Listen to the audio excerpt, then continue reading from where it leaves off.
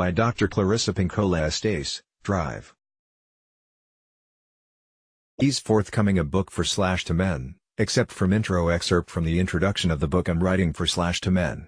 This intro tells of the conflictual thoughts I had about my adequacy to, as a woman, write a book for men. And how with the help of angels, I came to resolve this by harvesting and cooking from memory, what I hope will be a feast to the best of my abilities within this book for to men. I put the introduction here pre-publication for two reasons. 1. To allow others here a transparency so they can see into how one writer thinks / weighs matters in creating, and why it often takes some cojones of Oreos and long considerations to coalesce a work, and to determine if we are not only called, but carry the required keys to walk through the door and into the land of a new book, and 2. To place here the tone of my work on men for your knowings. This is a draft, not a first draft, but a 10th, like sausage making. One really might not want to see the actual outcome of wildly messy first drafts. Although someday too, I'll probably put up a few of those just so other new / young readers can see they are not alone. I've several titles for the book. For now, it is called a book for to men, as opposed to book about men. I explain more below. Intro to Drive. E's book for to men. Men began asking to have a book of their own written by me, Dr. E. Almost the Minute Women Who Run with the Wolves was published. The requests continued all these years, and I understood them deeply. A book of one's own, written directly to a particular group was desired. Rather than having to reverse, as women have for years, as racial and cultural groups have had to do for years.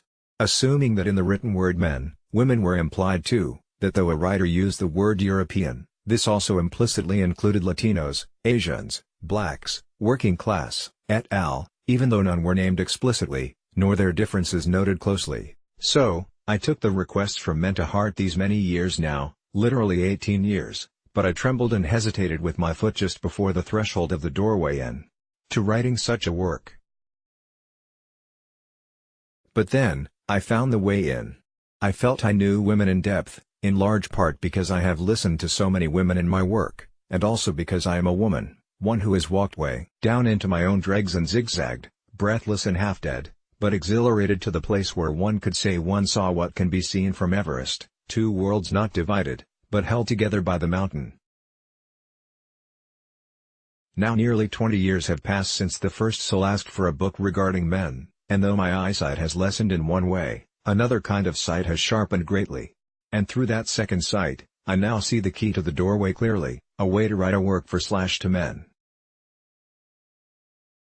Here is the pathway. I see the way in that I did not see before.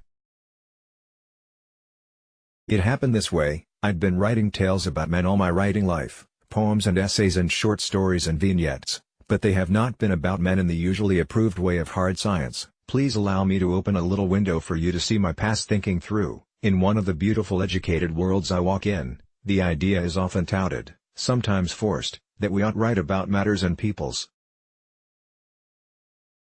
Study them or it, compile, test, judge, summarize. But my taproot for writing and seeing was born and driven into a different world altogether. I have no formal schooling in writing, am self-taught. Am not a testing psychologist. And my favored research methodology is listening to the tiny as well as to the loud. To listen to the overculture, but to listen underground as well. Thus, feeling not educated well enough for this precious task of writing solidly regarding men, I thought / prayed over these years whilst hearing the voices of men asking me for a book. Please, I cannot write about men for I am not a man. Nor do I want to put forth men on glass slides for microscopic view. Please, help me to find another way if this book is meant to be. Now all this time later, having opened Failray the squinty eye of the crone, and now carrying a heart as of love as I can fill it most days, my angels suddenly offered me prime surveyor's instruments to measure capability for writing this work. The measurements were to be taken by counting the pages, counting the stories and scrying them all to see what the central motifs really were underlying from the writer herself. Thus, in surveying the pages I've written about men over these many years now, most of which have not been seen nor published, I see the measure of my writing / seeing / listenings, at last.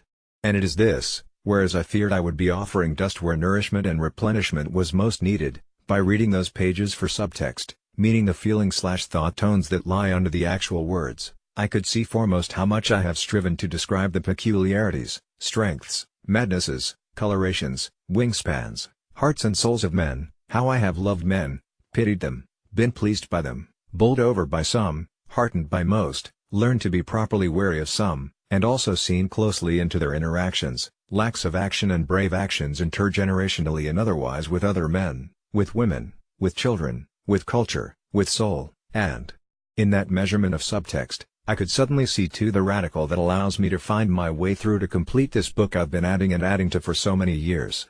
For as I peruse this pile of pages now, I see how often I write with love and tears and laughter with and over the refugee men of my own family, how even as a young girl child I moved to shelter them, interpret the bewildering world for them, protect them from villainy and screed, and leaned close in to understand them, for they were all so deeply wounded and scarred from the mayhem, murder, rape and mutilations of World War II, yet gifted still in ways that were radiant. Even though their demons often enough pursued rolling hot, their generosities were enormous.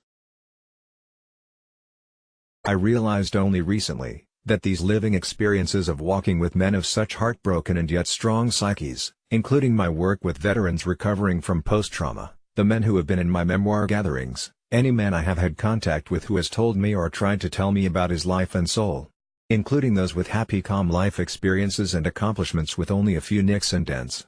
That this is why/how I can write a book for/to men, as I've thought about men, what they have taught me which is so much, what I have contributed to their lives, how deeply I've listened to them. I realized then, I have witnessed more than most, the peaks and the hells that men can walk over and through.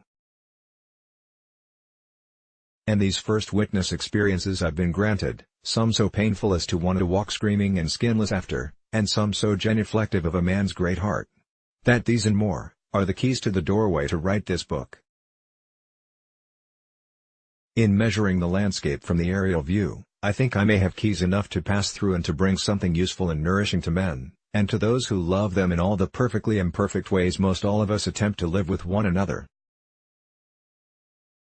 Thus, here, you'll find writings of the most basic kind, stories clear and down to earth about the perils, griefs, missteps, unconsciousnesses, courages, insights, intuitions, treasures, descents, ascents and battle passages a man may face. And sometimes more than once in a lifetime. Here you'll find as well tales and myths on sons and mothers, sons and fathers and siblings, the lone child, the fatuous marriage, true love, how to understand the non-understandable, women, soul and creator, how and why men can be so maddening and angelic. Most all the stories here carry too, the presences of angelic beings in one way or another, which often both describe the genius of a man's life, as well as, on some or on many days, the man himself. Thank you dear reader for waiting for me to understand how to seed and water, harvest and cook this work up. I hope you might find in this work a feast for you and for those who love you. Drive, Clarissa Pinkola Estés from the Rocky Mountains, in the year 2010. Let's block ads. Why?